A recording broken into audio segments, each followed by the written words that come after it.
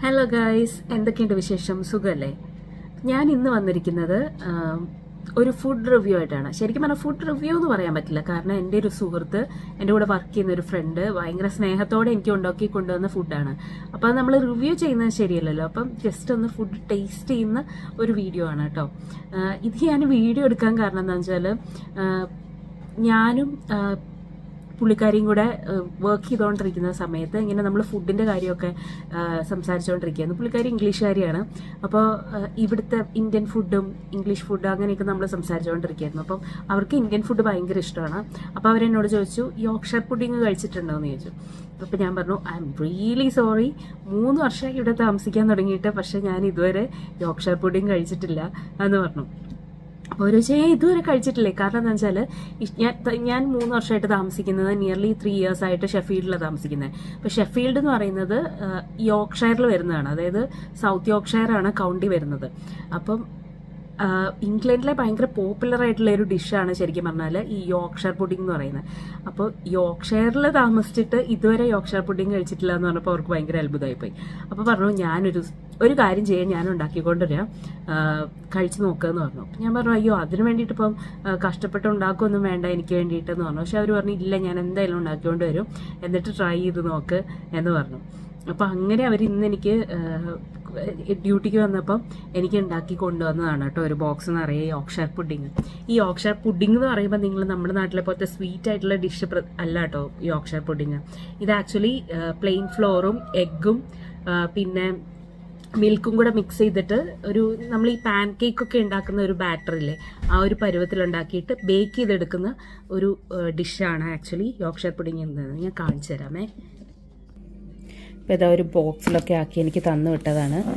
ഇതാണ് Yorkshire pudding എന്ന് പറയുന്നത്. ശരിക്കും ഈ ഉള്ളു കണ്ട ഇങ്ങനെ ഒരു കപ്പ് പോലെ. ഇത് ഇത് പ്ലെയിനായിട്ടും ഉണ്ടാക്കാം. ഇതിലവർ ഒനിയൻസും വേറെ കുറച്ച് ഹെർബ്സൊക്കെ ഇട്ടിട്ട് ഒരു നല്ല ടേസ്റ്റി ആയിട്ട് ഉണ്ടാക്കിക്കൊണ്ടുപോയി. ഇതെന്ന് പറഞ്ഞാൽ പുറമേ കുറച്ച് ക്രിസ്പി ആയിട്ടിരിക്കും. ശരിക്കും പറഞ്ഞാൽ ഉണ്ടാക്കുന്ന ഉടനെ കഴിക്കണം. പുറമേ ക്രിസ്പി ആയിട്ടിരിക്കും, ഉള്ളിൽ സോഫ്റ്റ് ആയിട്ടുള്ള ഒരു ഡിഷാണ് കേട്ടോ. ഇതിവർ മെയിനായിട്ട് റോസ്റ്റഡ് ബീഫും പിന്നെ ഗ്രേവി, എന്തെങ്കിലും ഒരു ഗ്രേവി, പിന്നെ മാഷ്ഡ് പൊട്ടാറ്റോ, ഇതൊക്കെ കൂട്ടിയാണ് അവർ കഴിക്കാറ് കേട്ടോ സൺഡേ റോസ്റ്റ് ഡിന്നറായിട്ട്. അപ്പോൾ ഇതിൻ്റെ ഒരു ഓക്കെ, ഇനി നമുക്ക് കഴിച്ച് നോക്കാമേ. ഞാൻ ഇതൊന്ന് ജസ്റ്റ് ചൂടാക്കിയെടുത്തു. നമ്മൾ ഗ്രേവി ഇതിൻ്റെ അകത്തേക്ക് ഒഴിക്കേ.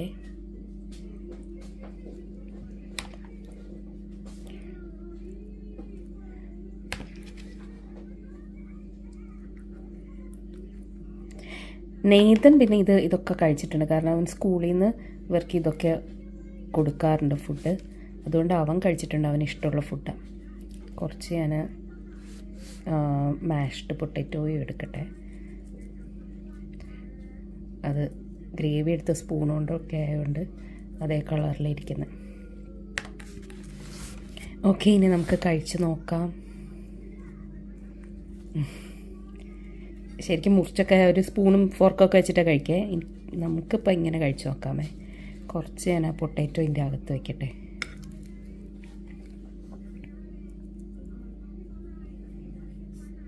ഇനി കഴിച്ച് നോക്കാം.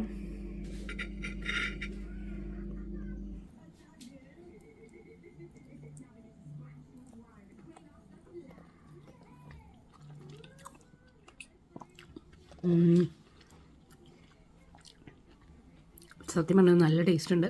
കാരണം അവരത് സ്പെഷ്യലി അവരത് പ്ലെയിൻ ആയിട്ടല്ലാതെ അതിൽ അനിയൻസും പിന്നെ കുറച്ച് ഹെർബ്സൊക്കെ ഇട്ട് ഉണ്ടാക്കി കാരണം നല്ല യമ്മി ആയിട്ടുണ്ട് കേട്ടോ.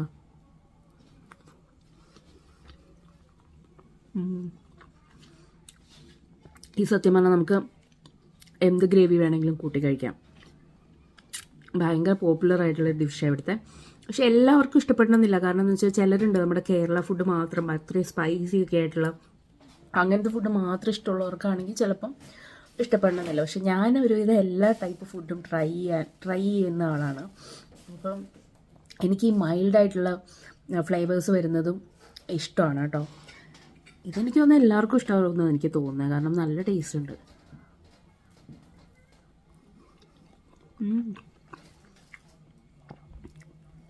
കഴിച്ച് കഴിഞ്ഞിട്ട് വേണം അവർക്ക് മെസ്സേജ് അയക്കാൻ,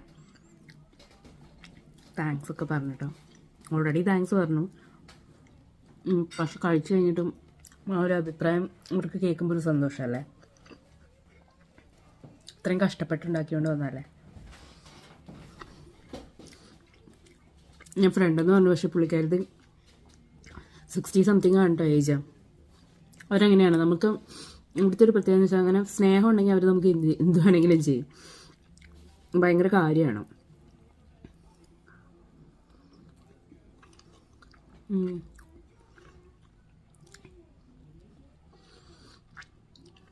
പിന്നെ യോർക്ക്ഷയർ പുഡിങ്ങിൻ്റെ ഒരു സ്റ്റോറി ഞാൻ നോക്കിയപ്പോഴേ, ഇത് 1700-കളിലൊക്കെയാണ് ഫസ്റ്റ് അവരുണ്ടാക്കി തുടങ്ങിയത്. അത് എന്തായിരുന്നു എന്ന് വെച്ചാൽ,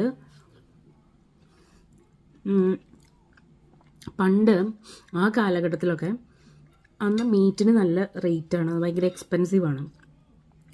അപ്പോൾ ഇത് വാങ്ങിയിട്ട് മീറ്റ് കുറച്ചും കൂടെ പെട്ടെന്ന്, ഇപ്പോൾ മീറ്റ് മാത്രമായിട്ടൊക്കെ സൺഡേ ഡിന്നറായിട്ട് കഴിക്കുകയാണെങ്കിൽ പെട്ടെന്ന് തീർന്നു പോയില്ലേ. ഒറ്റ ദിവസത്തേക്കോ അല്ലെങ്കിൽ ഒരു നേരത്തേക്കൊക്കെ അല്ലേ എടുക്കാൻ പറ്റുള്ളൂ. അപ്പോൾ അത് കുറച്ച് നീട്ടി കിട്ടാൻ വേണ്ടിയിട്ട് ഷെഫുമാർ കണ്ടുപിടിച്ച ഒരു ഐഡിയ ആണ്, അല്ലെങ്കിൽ വീട്ടിലുള്ള ആരാണോ കുക്ക് ചെയ്യുന്നത് അവർ ആരോ കണ്ടുപിടിച്ച ഒരു ഐഡിയ ആണ്. ഇതുപോലെ പ്ലെയിൻ ഫ്ലോറും എഗ്ഗും മിൽക്കും കൂടെ മിക്സ് ചെയ്തിട്ട് അവർ ബീഫ് റോസ്റ്റ് ചെയ്യുന്ന പറഞ്ഞാൽ നമ്മുടെ കേരള സ്റ്റൈൽ റോസ്റ്റ് അല്ലല്ലോ അത് ആ ഗ്രില്ലിൻ്റെ താഴെയായിട്ട് അവർ ഒരു പാനിൽ ഈ ബാറ്റർ ഒഴിച്ചിട്ട് വയ്ക്കും. അപ്പോൾ ഈ ബീഫ് വേവുന്ന സമയത്ത് അല്ലെങ്കിൽ മീറ്റ് വേവുന്ന സമയത്ത് അതിൽ നിന്നുള്ള ഡ്രിപ്പിങ്സ് താഴേക്ക് വേണ്ടിയിട്ട് നല്ല ടേസ്റ്റ്, നല്ല ഫ്ലേവർസമായിട്ടുള്ള ഒരു പുഡിങ് കിട്ടും. അപ്പം ഇവരെന്താ ചെയ്യാന്ന് വെച്ചാൽ, മെയിൻ മീലിന് മുന്നേ ഒരു സ്റ്റാർട്ടർ പോലെ ഈ യോർക്ക്ഷയർ പുഡിങ് കുട്ടികൾക്കൊക്കെ കഴിക്കാൻ കൊടുക്കും. അപ്പോൾ എന്താണെന്ന് വെച്ചാൽ അത് കഴിക്കുമ്പോൾ തന്നെ വയറൊരു വിധം ഫില്ലാവുമല്ലോ. അപ്പം നമുക്ക് മീറ്റ് കംപ്ലീറ്റ് ആയിട്ട് ആ ഒരു മീലിന് വേണ്ടിയിട്ട് എടുക്കേണ്ടി വരില്ല. അപ്പോൾ കുറച്ചും കൂടെ നീട്ടി കിട്ടും ഒരു 2-3 മീൽസിന് വേണ്ടിയിട്ട്. അപ്പോൾ അങ്ങനെ ഉണ്ടാക്കി തുടങ്ങിയതാത്ര ഈ യോർക്ക്ഷയർ പുഡിങ്. അങ്ങനെ ഒരു സ്റ്റോറി ഇതിൻ്റെ പിന്നിലുണ്ട്. ഇപ്പം അത് മാറി ഒരു മെയിൻ റോസ്റ്റ് ഡിന്നറിൻ്റെ ഭാഗമായിട്ട് മാറി യോർക്ക്ഷയർ പുഡിങ്. ഇപ്പം ഭയങ്കര സിംപ്ലസ്റ്റ് ആയിട്ടുള്ള എന്നാൽ ഭയങ്കര പോപ്പുലറായിട്ടുള്ള ഒരു ഡിഷ്. അപ്പോൾ അത്രേ ഉള്ളൂ ഇന്നത്തെ വീഡിയോ. എല്ലാവർക്കും ഇഷ്ടമായെന്ന് വിചാരിക്കുന്നു. ഇങ്ങനത്തെ ചെറിയ കാര്യങ്ങളൊക്കെ ഷെയർ ചെയ്യാമെന്ന് വിചാരിച്ചു. അപ്പോൾ എൻ്റെ ചാനൽ സബ്സ്ക്രൈബ് ചെയ്തിട്ടില്ലാത്തവർ എത്രയും പെട്ടെന്ന് പോയി സബ്സ്ക്രൈബ് ചെയ്ത് തന്നെ സപ്പോർട്ട് ചെയ്യണം. And like and share. അപ്പോൾ അടുത്തൊരു വീഡിയോ ആയിട്ട് വീണ്ടും കാണുന്നത് വരെ it's me and signing off. By.